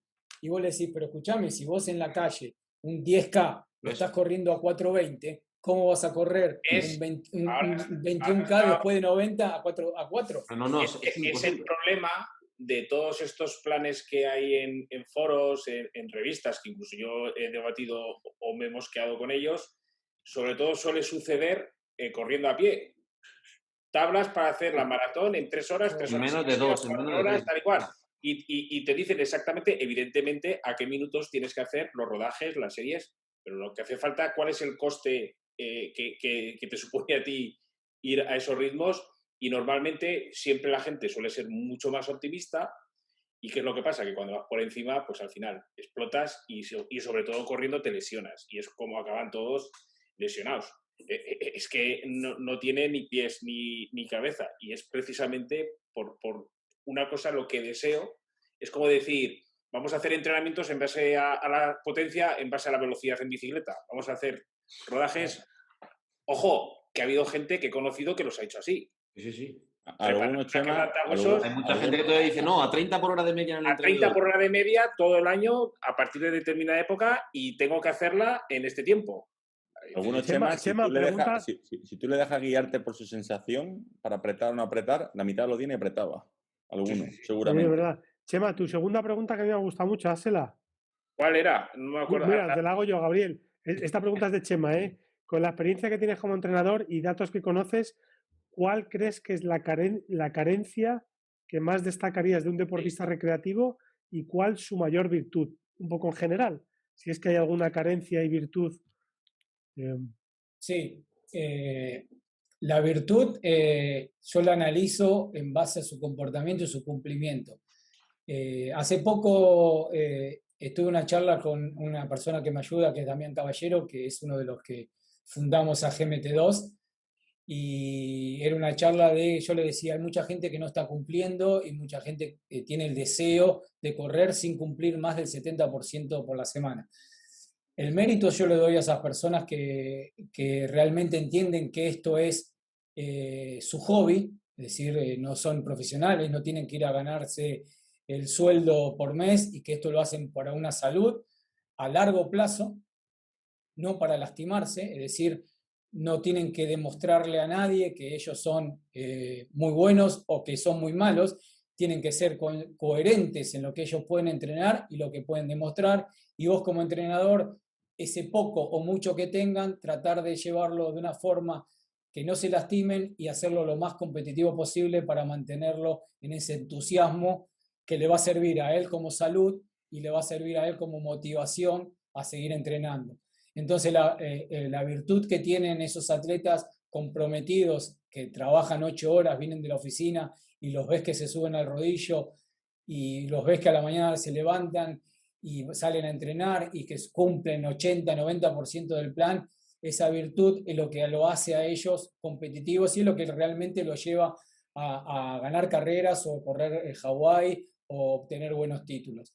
Y como defecto, lo que veo es todo lo contrario, esos atletas que van cambiando de entrenador a entrenador, porque en realidad lo que fallan son ellos, porque no cumplen o quieren todo muy rápido, o piensan que repetir las semanas tras semanas tras semana hasta que un estímulo no se adapte o hasta que uno aprenda el gesto, no sirve de nada, sino que ellos quieren cambiar, decir, si vos me diste 4 de 5 minutos, ¿por qué esta semana no me diste 10 de 5 minutos? Y esa gente, si no no logra la confianza o entender cómo es un comportamiento a largo plazo para mantener su salud, más vale decirle, no soy tu entrenador, no puedo entrenarte porque no es el tipo de entrenador que buscas y no es el tipo de entrenamiento que yo doy. Es decir, uno tiene que entender que si bien esto es un negocio, es decir, uno trabaja de esto porque tiene que pagar las cosas, tiene que pagar el colegio de sus hijos, hay que comer, también a uno le gusta la satisfacción de darle un bienestar a la otra persona. Es decir, por más que yo sea un sueldo que yo reciba, no me gusta lastimar a la gente, no me gusta meterle en la cabeza cosas que no. Hay gente que te dice, yo quiero ganar un Hawái y Yo tengo que decir, mira, no, no es realista. ya de primer momento. O yo quiero llegar, ¿por qué Gabriel no llegó a 400 watts como este atleta? Y no, es decir, sentarse, plantearle, no crearle nuevas ilusiones, porque esas ilusiones que vos la creás va a hacer que ese atleta se desmotive. Entonces siempre mantenerlo de un perfil sobre la tierra, es decir, y esto exactamente, y esto contesta una de las cosas que ustedes respondieron en el avituallamiento anterior. ¿Hasta cuánto puedo mejorar? No te preguntes hasta cuánto puedo mejorar. Pregúntate hasta cuándo vas a poder mantener este ritmo de entrenamiento saludable, disfrutando y competitivamente dentro de lo que vos podés esperar. Pregúntate eso. Si vos podés responder eso, es decir, me gusta lo que hago, me siento salud, no estoy lastimado, no llevo a casa todo roto. La verdad que cada vez, si bien el FTP lo tengo siempre en 270 watts, cada vez corro las carreras mejor, aprendí a mantener los ritmos, aprendí a mantener el crossover, aprendí sobre mí, aprendí estar sobre mi veneno, y todo eso, si logramos eso como entrenadores, eso es lo que vale para decir, subir el FTP infinito, para atletas amateurs estamos hablando, subir el FTP infinito, prometerle que va a ganar carreras. Yo te prometo que vas a estar saludable y esas cosas. Claro, es que es, bueno, amigo, que te va a contar, totalmente de acuerdo. Totalmente. Y el problema es, por ejemplo, a mí no me gusta hacer muchas publicaciones en redes de gráficas o mejoras o cosas que veo, porque luego hay un peligro, que luego te viene una avalancha detrás. Oye, esta gráfica que has puesto, este tío, ¿por qué ha mejorado tanto? ¿Me puedes pasar a mí? ¿Sabes lo que te quiero decir? El mismo entrenamiento, ¿no?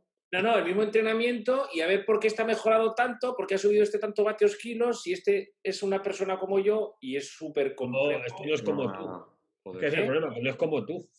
Hostia, pero al final sabéis por dónde voy. Sí. Al final la gente tiene que entender que no todo el mundo vale para estar en el tour. O sea, pues ya está, esto es lo mismo. Hay gente que mejora más de una forma, gente que tiene más experiencia, gente que es más responder, gente que es menos responder. Exactamente. Y ya está. O sea, es que no hay... Y la suerte que tenemos, sobre todo con los profesionales, es más complicado. Con la gente de muy alto nivel es más complejo. La suerte de los recreativos o de la gente que, como dice Gabriel, está después de trabajar y se implica a entrenar, es que mejoran todos. Porque es muy fácil, porque en el momento que tú pones orden, exactamente, ya está. Organizas descanso, nutrición y los estímulos cuando tienes que ponerlos, y haciendo prácticamente lo mismo o menos horas vas a mejorar. Menos, seguro. Entonces, sí. Esa es la... O sea, que tampoco... Hombre, no nos vamos a quitar valor, pero es que es así. Hacer 3-4 cosas bien hechas, ya está. Si hacen 3-4 cosas bien hechas, todo funciona. Sí, tampoco... Y consistencia, siempre. Tampoco estamos aterrizando cohetes como Elon Musk. Estamos tratando de organizar tu entrenamiento de la mejor forma para no lastimarte y que tengas objetivos. No es astrofísica ni nada de eso lo que hacemos. Sí, ajustarlo a su vida, claro, llevarlo adelante, que no le suponga un estrés más allá de lo que ya supone el estrés del entrenamiento. Y con eso... Sobre todo optimizar su tiempo, que ese es uno de los grandes problemas que tiene el ciclista, el triatleta amateur, que no saben optimizar el tiempo, no saben cómo ordenarlo bien y se dejan mucho llevar por el ego del resultado, que ahí está el problema, no se enfoca el ego hacia la tarea. Ahí está. Mira, yo antes de terminar me gustaría hacerte una pregunta un poco así más personal de la experiencia que has tenido aquí un poco en Estados Unidos. ¿Qué diferencias hay un poco en el coaching y en general en cómo entrenan los atletas, si has visto alguna, entre los americanos y yo te voy a considerar como del mismo latino? Todo habla español. ¿Qué encuentras así un poco? ¿Qué cosas te han resultado, las cosas que no sean obvias, que te han llamado la atención en Estados Unidos respecto a un poco a nuestra manera de... Bien, sí, lo diferente, no sé en España, pero lo diferente acá en Latinoamérica es que el de Estados Unidos está abierto a toda innovación y totalmente deja de lado la historia. Es decir, no sé si confía mucho en el entrenador. Si yo estoy entrenando con Raúl y Raúl me lleva por números, él confía plenamente en eso y se deja llevar completamente por eso, porque sabe que todo avanza, todo tiene un avance y no se encarga de decir si Mark Allen entrenaba así o si Lance Armstrong cuando ganó el primer tour entrenaba así. No, él comprende que cada uno es individual y lleva a cabo lo que le dictan y es muy obediente, es así como yo tengo un par de atletas alemanes que son también así, dame y yo hago, no hago ni un minuto más, ni un minuto menos, ni nada de esto. Cuando yo quiero probar algo, te lo menciono. El atleta y tampoco anda con esos roces de por qué no, por qué sí, él muy enfocado en lo que tiene que hacer, a la tarea, y bueno, y así tienen los logros que obtienen. Uno ve atletas que hoy están corriendo a 3:30 después de bajar de la bici a 90 kilómetros, ven que está corriendo a 3:40, y uno menciona así, Mark Allen también lo hacía, pero son circuitos, es una persona, ahora lo hacen 10, ahora lo hacen 20, ahora los atletas amateur cada vez están más cerca de los elite de baja gama. Y acá en Latinoamérica lo que ocurre es que todo lo que sea nuevo choca. Es decir, hay todavía hay una escuela del old style, o como quieran llamarlo, que no sé por qué se tiene que diferenciar con el new style, si hay un new style, porque los sitios fisiológicos están descubiertos hace 100 años atrás. Si uno lee los libros rusos de natación, lee lo mismo que están aplicados ahora, lo único que ahora se analizan los datos en tu casa y con un reloj, y antes lo tenías que ir a una pileta todo enchufado. Es decir, la fisiología es algo, los sitios fisiológicos se descubrieron hace un montón de tiempo y son los mismos que ahora. Ahora lo que se evalúan es cómo mejorarlos de distintas formas, cómo analizarlo de distintas formas, que a veces funciona, a veces no. Y toda esa barrera, el latinoamericano está totalmente inmerso en eso.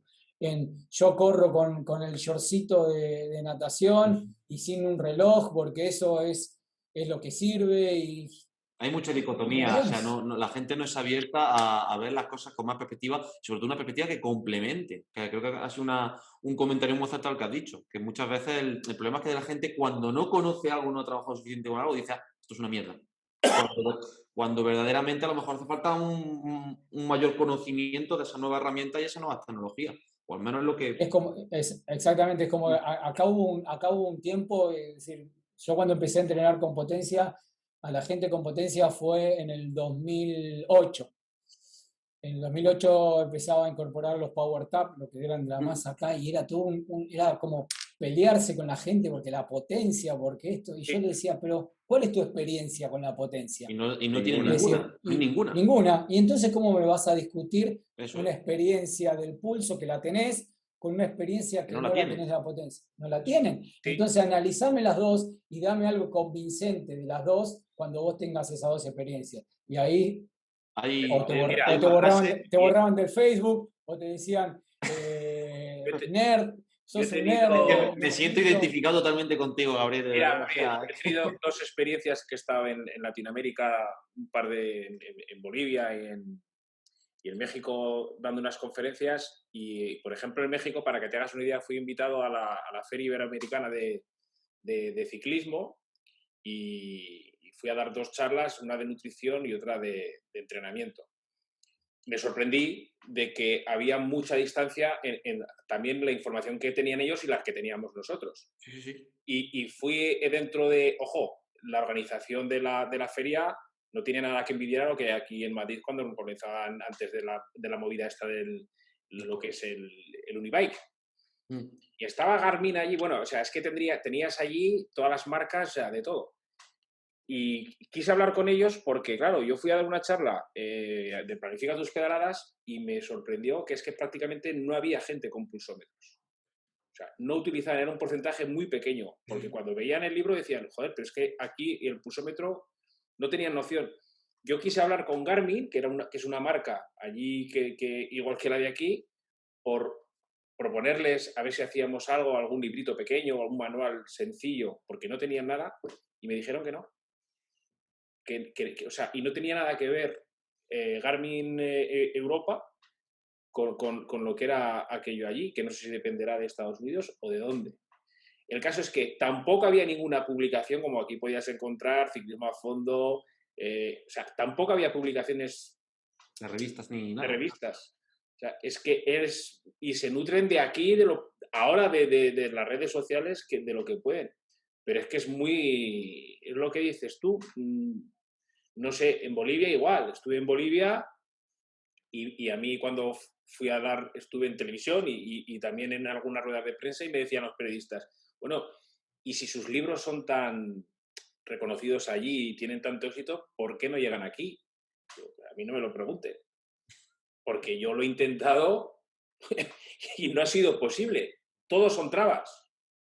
Todos son trabas. Los consiguen pues a través de formato digital o de si vienes aquí de vacaciones alguien que te lo lleve, pero es guerra perdida. De todas formas, yo creo que es que el deportista, un poco por norma general, suele ser bastante resistente al cambio, porque si algo te va bien, ¿por qué lo vas a cambiar? Ahí está la historia. O sea, yo creo pero que incluso no solamente con el entrenamiento, si pensáis en avances de la historia de la bici, yo qué sé, yo me acuerdo cuando entraron los cambios en las manetas, que la gente decía, no, es que esto, a ver si voy a frenar y voy a cambiar, o con los pedales automáticos.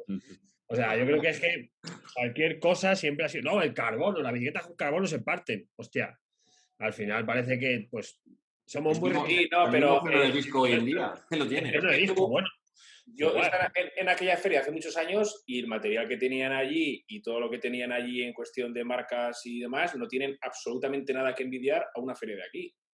Pero absolutamente nada. Yo no sé si procedía de Estados Unidos, que se trabaja mucho con ellos, pero yo me refiero a nivel de lo que hablábamos de entrenamiento, de información y de formación. O sea, es que muy, muy, muy trabado.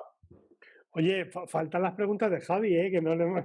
No, Javi, yo ¿cuánto llevamos? Madre mía. Por eso, con lo que la escucha verdad, interactuar viene sobra, ¿sabes? para terminar las preguntas de Javi, que a mí me parecen muy Venga, interesantes. yo hago una solo de las dos que tenía. Bueno, Y vamos acabando, sí. ¿a dónde crees que va a evolucionar el entrenamiento, Gabriel?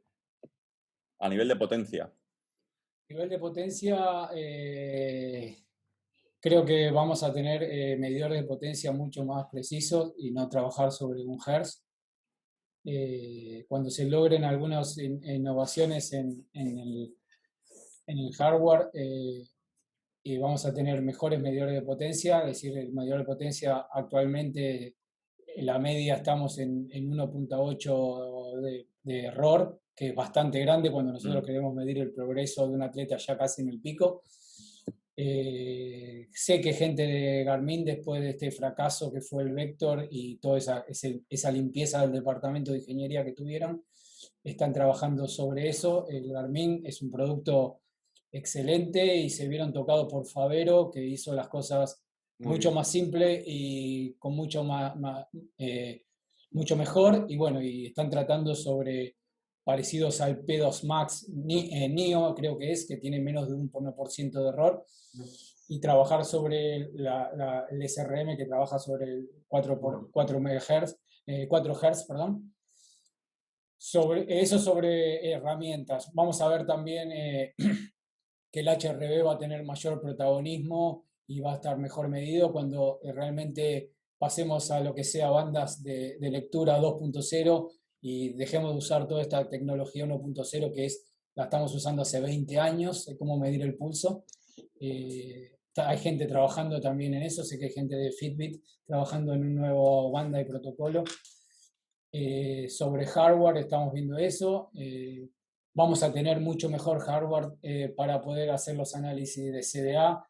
Si bien hoy tenemos el instrumento, no me acuerdo cómo se llama, que es Notion, todavía está un poquito lejos de tener un porcentaje acertado. Y más o menos el problema de eso, electrónicamente hablando, es en el flujo de viento, que el sensor de flujo de viento que está tomando tiene una sensibilidad de error muy grande, y eso sobre mejoras de hardware. Muy complicado de calibrar. Bueno, yo de lo que has dicho, te adelanto que Favero viene bastante bien. Hemos estado trabajando nosotros con él y bueno, hemos escrito un artículo que está en revisión y cuando salgan los resultados de la tesis de Almudena, que aprovecho para mandarle un saludo, y nos hemos quedado alucinados de lo bien que mide con respecto a SRM. Vamos, de hecho, a ver si no tarda mucho en salir y cuando salga. Y con Favero, y con Noti igual, hemos trabajado y tiene el problema de la calibración. La calibración es muy compleja. Entonces, claro, cuando cuesta tanto calibrar, los resultados pues ya son un poco dudosos. Como no haga bien la primera calibración, ya todos los datos que tiene no te sirven. Es el problema de Notio. En indoor, que es súper realista, o sea, tener estos datos ahora comparado con lo que había hace un año, o sea, es ciencia ficción, o sea, hace un tiempo. Pero claro, que son herramientas que tendrán que mejorar. Y luego un Notio que vale 800 euros, que puedas tener cierta información, pues bienvenida es. Yo, vamos, en indoor, en velódromo y tal, muy bien. Fuera... Eso lo que dice David es válido porque el sensor yo lo he probado eso en el 2010, cuando íbamos a hacer este Notion que lo habíamos intentado hacer, habíamos trabajado con un medidor de flujo de aire, lo probamos con un secador de pelo, lo poníamos y veíamos cómo en el show el secador de pelo se iba comportando este flujo de aire y era bastante distorsivo. Y están usando ese mismo chipset, es decir, no cambió eso. Por eso es que dice David que el Notion, si lo pruebas en un velódromo todo cerrado, tiene mucho, y bien calibrado, tiene un montón de factibilidad, pero si lo pruebas, por ejemplo, en esas pruebas outdoor que estaba haciendo Javi hace tiempo atrás, vas a notar una diferencia muy grande, aunque esté totalmente calibrado, cuando los flujos son... Eso es, en el outdoor, en el momento que te pase un coche, un camión o algo, Exactamente. hay un flujo de aire que va a modificarlo todo. Nosotros, por ejemplo, o los siempre, árboles. siempre hacemos en una carretera que está abandonada, muy estable, y siempre vamos al mismo sitio, intentando que sea aquello lo más estable posible, porque al final tenemos aquí velódromo, pero no siempre es accesible. Y ahora post-COVID, ni os cuento ya. Y sobre software, bueno, eso es de hardware. Sobre software yo creo que dentro de poco, si Dios quiere, con Israel vamos a tener algo bastante bueno en software, que va a dejar muy atrás a todos los software actuales. Nosotros necesitamos que el software trabaje para nosotros y no nosotros estando analizando chart, que nos dé resultados más, entre comillas, predictivos, elaborados predictivos y no tan lineales, sino lo que se llama multivariate, multivariables y en varias dimensiones. Sobre software vamos a trabajar sobre eso, sobre inteligencia artificial, sin duda, va a ser un aliado para nosotros. Y para mí lo que se viene es eso, es un entrenador totalmente capacitado. Estamos hablando de niveles altos, ¿no? Un entrenador totalmente capacitado en estadística, en matemática, en fisiología, en nutrición, en aerodinámica, es decir, una persona bastante completa y no aquel dictador de planes solamente. Bueno. Para mí esa es la visión que, sí. que se viene. Compramos el software rápido en cuanto salga, ¿eh? Eso que estás hablando. Yo tengo que viajar a Israel y cuando me pueda vacunar ya tengo que estar viajando ahí. Israel hizo una inversión muy grande, por lo que hablé con esta gente, hizo una inversión muy grande en un montón de cosas. Ya tiene un equipo, si bien está Fromm, el semi-retirado Fromm, pero bueno, está armando su equipo de Israel de cycling y tiene un montón de instalaciones. Además, Israel está haciendo vanguardia en lo que sea tecnológico. Y bueno, esperemos que pueda trabajar con esta gente y hacer estos tipos de soluciones que Alan Cousins intentó hacer y después no sé qué pasó, se peleó y no llevó nada a cabo. Bueno, pues... Oye, yo creo qué maravilla de podcast. Esperamos que te haya gustado tanto como a nosotros, Gabriel. A mí sí, yo me siento un gusto haber hablado con ustedes. Más que siempre los escuchaba. Y ahora estar en un cuadradito me hizo más protagonista y bueno, los voy a seguir escuchando como también escucho a Manu y voy escuchando gente. Acá lamentablemente en Argentina no tenemos nada que se arme algo como esto. Es decir, todo lo que se arma acá es hablar de la historia y de cómo era y la verdad que a mí hablar de la historia... Te aburre ya. Está bien para las bases, pero... Arráncalo tú, Gabriel. Oye, Gabriel, un podcast sobre ciencia de datos y ciclismo no estaría mal en Argentina, ¿eh? Nosotros te escucharíamos, seguro. Sí, lo que pasa es que estoy ahora con el tema este que estoy teniendo mucho trabajo, hasta no pude darle continuidad al canal de YouTube, que todavía me faltan 5 o 6 puntos para poder terminar. Lo lindo es que, bueno, que ya Raúl se bajó el Orange. Yo igual, yo me lo bajé, me empecé a coger el Excel, a coger las relaciones y... Está haciendo relaciones con Cosito y bueno, eso me da gusto que aunque sea haya dado el puntapié para que alguien siga todo este tema que es muy lindo. Totalmente. Bueno, pues no sé, compañeros, si queréis comentar alguna cosilla más, que ya seguramente nos maten a todos en casa. No sé qué hora será allí en Argentina. ¿Qué hora es por allí en Argentina? Las 5:40. ¿De qué? ¿De la mañana? ¿De la noche? A ver. De la tarde. De la tarde, vale. Nosotros tenemos, David, tenemos un webinar el miércoles. Vamos a hablar todo de fuerza, un montón de cosas.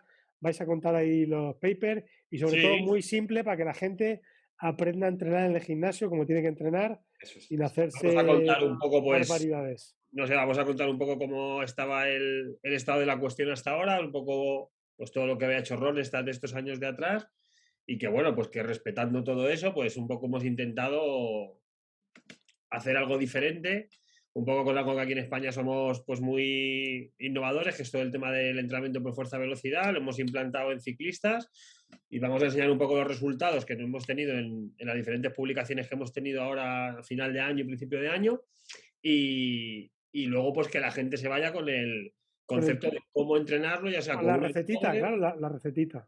Claro, eso es, que se vayan con la forma de cómo poder entrenarlo, de que lo apliquen los ciclistas, que le pierdan los ciclistas el miedo al gimnasio, que bueno, pues pues nada, que vean todos los beneficios que tiene ese tipo de trabajo y pues nada, que se conciencien de lo importante que es, ¿no? Que nosotros estamos muy convencidos de ello y que lo utilizamos con nuestros deportistas y que ya hemos pasado de la época de hacer las pesas en el invierno y dejarlo el resto del año. No sé, creemos que tiene muchos más beneficios que perjuicios, lo que pasa que bien hecho, ¿no? Y que no solamente, o que también tenemos todo ese trabajo de torque que ya hemos hablado, o trabajo de fuerza encima de la bici, pero que no debemos olvidar la otra parte, ¿no? De fuera, que puede ser complementaria y atractiva para el ciclista. Innecesaria. Vamos Gabriel, a contarles un poco. Gabriel, ¿tú tienes algún proyecto que quieras contar? ¿Coges más o sea, coges no, agarras o metes más deportistas en tu grupo de entrenamiento? Porque No, ya tenemos 200 deportistas y ya no puede, vale, perfecto. No puedo más, aunque tenga toda la tecnología, no es lo que me limita la tecnología, sino mi WhatsApp. Calculo que ahora cuando termine con ustedes abro el WhatsApp y debo tener 70 mensajes más o menos. Muy bien. Eso es lo que me limita todo. Muy bien. Pues bueno, pues para nosotros ha sido un placer, Gabriel, tenerte por aquí. Igualmente. Yo creo que ha sido uno de los episodios más bonitos de todo el podcast porque creo que compartimos la visión en conjunto contigo. Y bueno, queríamos agradecerte tu asistencia, por supuesto, que sabemos que nos sigues también, que hablamos muchas veces en redes sociales y nada. Esperamos también que a todas las personas que nos estén oyendo a través del podcast, a través también de mi canal de YouTube, donde pueden verlo también en formato vídeo, les haya encantado como nosotros este episodio. Y bueno, ya sabéis que tenéis nuestro grupo de Facebook, Podcast y Avituallamiento en Facebook, que creo que ya estamos en torno a los 2.300 personas en dicho grupo. Tenéis nuestro canal de Telegram, donde siempre, cada vez que subamos un contenido o aspectos relacionados con el podcast, os lo vamos a dejar por ahí. Y por supuesto también el correo de podcastivituallamiento@gmail.com. Así que nada, despedirte, Gabriel. Muchísimas gracias y todo un honor tenerte por aquí. Y esperemos que te haya gustado muchísimo y, por supuesto, a todas las personas que nos estén oyendo y escuchando. Así que un gran abrazo a todos. Gracias. Hasta luego, España. Hasta luego. Chao.